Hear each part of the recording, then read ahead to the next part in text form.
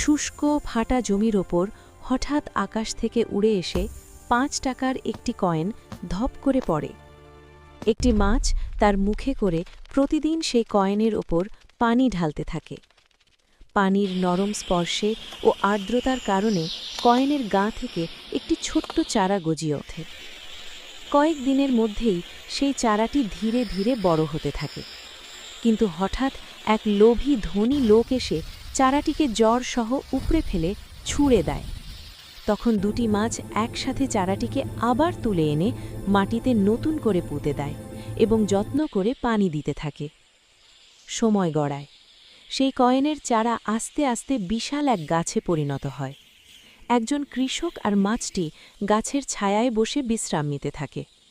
পাখিরা এসে গাছে ঘর বানিয়ে সুখে থাকতে শুরু করে। কিন্তু সেই লোভী মানুষটি আবার ফিরে আসে। সে গাছটিকে উপরে ট্রাকে তুলে নিয়ে চলে যায়। ভাঙা গাছের গোড়ার পাশে বসে মাছ আর কৃষক কান্নায় ভেঙে পড়ে।